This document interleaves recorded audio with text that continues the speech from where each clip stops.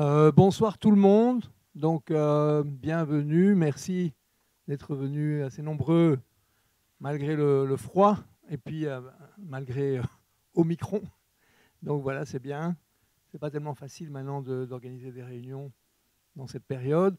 Donc merci et bienvenue au nom de la journal Pour. Il y a quelques représentants ici qui ont travaillé à cette rencontre, Karine, Christian, Anne, etc. Cyril. Et c'est co-organisé avec aussi un collectif qui s'appelle le collectif Buen Vivir. C'est un collectif nouveau qui travaille sur la question de la défense du territoire face aux multinationales, la solidarité, la défense de la nature, etc. Et donc ce soir, on a comme proposition de vous parler de cet accord de libre-échange Union européenne-Mercosur que l'Union européenne, la Commission européenne en particulier, et les lobbies évidemment, lancent comme leur grande initiative dans le commerce international. Donc vraiment une initiative qui continue la lancée de la Commission européenne des grands accords de libre-échange. On a eu l'échec du TTIP, mais on a eu, malgré la grande résistance populaire, le CETA, qui n'est pas encore ratifié avec le Canada, mais qui est un accord qui doit passer face au Parlement en Belgique, en France, etc.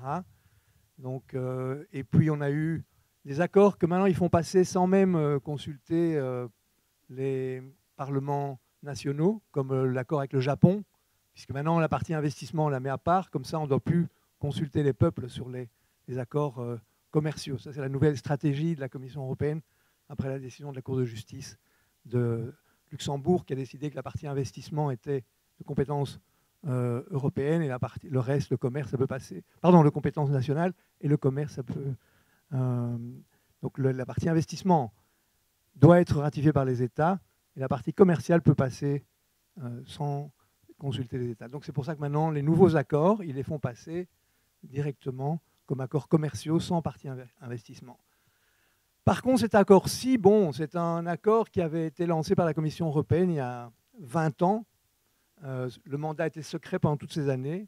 Il y a 2 ans qu'on connaît le mandat donné à la Commission européenne par le Conseil pour négocier. Évidemment, un mandat totalement obsolète, puisque c'est un mandat qui est dans un autre monde où on n'avait pas autant de préoccupations sur les questions environnementales, etc., sociales et tout ça. On n'avait pas encore les crises et tout ça. Et malgré ça, la Commission s'est basée sur ce mandat-là pour négocier. C'est négocier rapidement avec un gouvernement comme celui de Bolsonaro, très néolibéral et vraiment très au service des multinationales. Aussi avec un gouvernement comme au Paraguay qui est issu d'un coup d'État contre Lugo, un gouvernement de gauche. Je vous rappellerai le coup d'État qui a eu lieu, puis les gouvernements qui se sont succédés. Donc on a un Mercosur assez à droite à ce moment-là. En 2019, quand la Commission européenne décide de signer rapidement, au moment d'ailleurs où il n'y avait pas de Parlement européen pour consulter un petit peu avant la ratification. Et donc, on est à cette étape-là où la Commission européenne a ratifié rapidement avant l'élection du Parlement européen. Et puis, on a eu les incendies au Brésil, l'opposition des peuples, le vote négatif du Parlement hollandais, qui a dit qu'un texte comme ça, on ne pouvait pas le ratifier. Le rejet aussi avant ratification du Parlement autrichien, un vote ambigu dans diverses résolutions du Parlement européen. Parfois, le Parlement européen rejette, parfois, il demande l'accord. Ça dépend un peu des majorités, du moment de quelle commission vient le texte, etc. En tout cas, une assez forte opposition populaire et qui fait que la Commission européenne s'est vue obligée de dire on ne peut pas signer comme ça, effectivement. Et donc, on va proposer un texte, une addition, un protocole, une déclaration, on ne sait pas encore trop quoi. Et depuis lors, ce texte reste là et la Commission européenne attend une fenêtre d'opportunité, comme on dit, pour essayer de faire signer l'accord. Donc maintenant, on est simplement dans la première étape. C'est important pour savoir aussi, c'est qu'aucun État encore n'a signé, la Commission européenne n'a même pas signé le texte. On est à l'étape de la ratification, c'est-à-dire que les deux parties, en principe, se sont mis d'accord sur le texte. C'est même un fonctionnaire de la Commission européenne qui peut faire ça, signer l'accord sur la base du texte. Mais aucun État encore, ni chez nous, ni là-bas, ils le font ensemble d'ailleurs, n'a encore signé. Je crois que c'est important ça de voir qu'on est dans une autre étape que le CETA, une étape où on peut encore rejeter l'accord. Il suffit qu'un gouvernement, et en Belgique une région aussi, refuse l'accord pour que l'accord ne passe pas. Donc voilà, il faut bien savoir que l'accord de Mercosur, c'est un accord énorme, parce que c'est un accord au niveau des populations des deux parties, c'est 2 fois l'accord CETA au niveau des consommateurs, donc c'est un grand, grand marché. Pardon, c'est 8 fois le Canada, c'est 4 fois le Japon, un accord qui est passé il y a quelques années. Donc c'est quand même un énorme accord. C'est vrai que le Mercosur est relativement un nain économique par rapport à l'Union européenne, donc c'est pour ça qu'on en a un contexte de recolonisation, on peut dire, et ça va l'illustrer. Mais c'est une puissance agro-industrielle. Ce sont des pays qui font tous partie du groupe de Cairns à l'OMC, qui est très, très agressif contre le principe de précaution de l'Union européenne, etc. Donc on a un géant agro-industriel et qui base sa production agro-industrielle d'abord en grande partie sur le génocide pour la concentration des terres, le génocide des Indiens, etc. Et les grandes familles aussi au Paraguay, et au Brésil et ailleurs, sur l'utilisation massive de pesticides, sans quoi la colonisation tellement rapide de l'Amazonie ne serait pas possible. Récemment sur les incendies, ou enfin en tout cas ça s'est intensifié, sur l'utilisation massive des OGM, et aussi, bon, quand on parle de la viande, aussi sur l'utilisation massive d'hormones.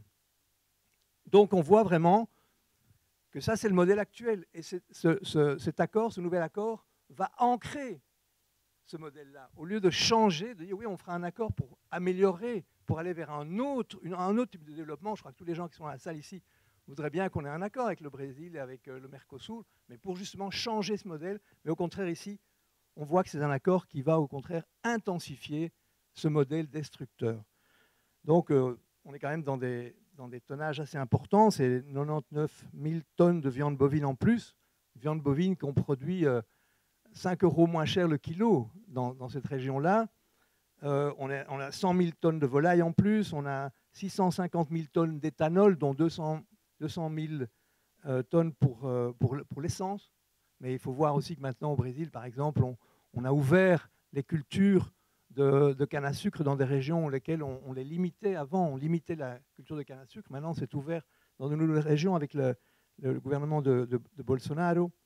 Et donc, on voit que ce nain économique, qui est le Mercosur, en même temps a un très grand capital exporté dans des pays, dans des paradis fiscaux. Il y a quand même une exportation de capital, un stock de capital de 853 milliards de dollars qui sont exportés dans les paradis fiscaux et qui viennent de cette région-là. Bon. Je vous ai parlé un peu du principe de précaution. Donc, c'est un ennemi du principe de précaution. Dans l'accord, il est dans un chapitre qui n'est pas obligatoire. Il est mentionné à la demande de députés européens, etc. Mais, voilà. Et du côté offensif de l'Union européenne, alors c'est magnifique le Mercosur, parce que c'est une région assez fermée d'un point de vue commercial. C'est une région assez protégée, qui n'est pas ouverte à beaucoup de pays. Donc, un marché qui est assez fermé, et donc l'Union européenne est très excitée par le fait de pouvoir avoir accès à tout ce marché de consommateurs. Du côté de l'Union européenne, on peut dire effectivement qu'il y a une offensive importante au niveau des voitures de luxe en particulier, des voitures électriques. Par exemple, il y a des clauses disant que les voitures électriques vont pouvoir entrer avec sans droit de douane, ce qui fait que jamais le Mercosur pourra produire une voiture électrique propre dans la région. Alors tout ce qui est machinerie, etc., le Mercosur a fait des efforts importants avec des accords entre pays, etc., avec substitution d'importation, etc., pour ce qui était production de véhicules, pour la production des machines, etc. Rien qu'en Argentine, le fait d'importer des machines européennes avec le potentiel industriel que possède l'Union européenne, va provoquer immédiatement une perte de 48 000 emplois en Argentine, un pays dans lequel énormément de gens sont juste à la limite de la pauvreté absolue. Donc, d'autres l'aspect offensif de l'Union européenne. C'est comme ça que le parlent les gens de la Commission européenne. Hein, donc les services, évidemment, hein, avec une attaque très forte sur les services publics, les produits pharmaceutiques, les pesticides. On verra, ça c'est vraiment, on verra aujourd'hui comment les pesticides font partie de ce cercle vicieux entre l'agriculture et les pesticides. Les droits de propriété intellectuelle, notamment la propriété intellectuelle de toutes ces plantes de l'Amazonie, etc., donc, qui peuvent être commercialisées. Voilà. Donc, il y a aussi un aspect important, je crois, pour revenir un peu à la partie commerciale comme ça, comme introduction, c'est le fait que l'accord prévoit aussi que ces pays-là ne pourront pas continuer à taxer leurs exportations, de soja par exemple. Or, c'est un revenu très important, c'est un peu le pétrole vert de l'Argentine par exemple, qui permet d'avoir des programmes sociaux. C'est l'Argentine